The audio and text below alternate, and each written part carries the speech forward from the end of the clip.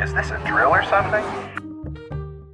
Greetings, Exalted Ones. My name is Dash. Recently, there was a speculation and rumor about an Obi Wan Kenobi movie being made. There was kind of a hoax where somebody put the lineup of the next Star Wars upcoming movies, and it was Han Solo and a Boba Fett movie, and Obi Wan was kind of slotted in there nicely. Now, Ewan McGregor must have been bombarded with questions on Twitter because he said, "No, it's not true. I'm up for it though. I'd do the story between episodes 3 and 4. I'd be happy to be back in the cloak again."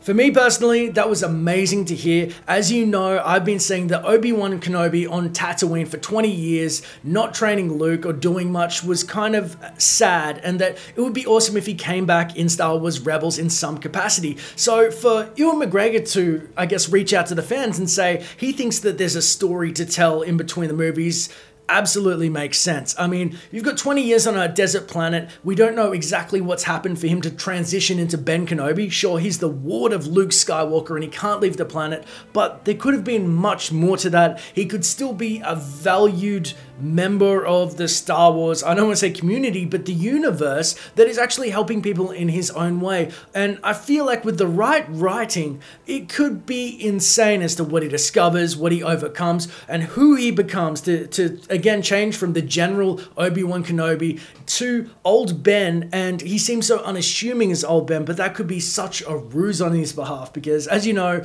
Ben Kenobi likes to tell things from a certain point of view, so you never know what's actually happened to him. Now you may say, hey, we do know what's happened to him with the old legends, but as they've been wiped clean, all we have at this point is the Clone Wars ended, Obi Wan Kenobi was sent to Tatooine to look after Luke, then suddenly, bang, we're hit with A New Hope, and he's old Ben. So that is such a gap of time, 20 full years, 2 decades for one of the most prolific Jedi Masters of his time to be sitting on a dust bowl. It feels like, at the very least, I mean, I wouldn't say there's a trilogy for him, you know, being on Tatooine or looking after Luke or anything like that, but there definitely is a lot of opportunity for at least, if not a movie itself, but for him to join Rebels. And of course, the video is linked at the moment if you want to hear my thoughts about him joining Rebels. But the beauty of this video is our love of Star Wars. It surrounds and it binds us together. Let me know, would you like to see an Obi Wan Kenobi standalone movie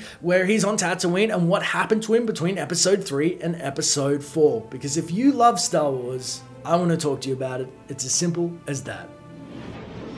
If you want to stay up to date with the latest Star Wars videos on origins, games, and theories, don't forget to use those force powers of yours and hit subscribe. And hey, leave a comment below about what you want to see in future videos. It may just get covered.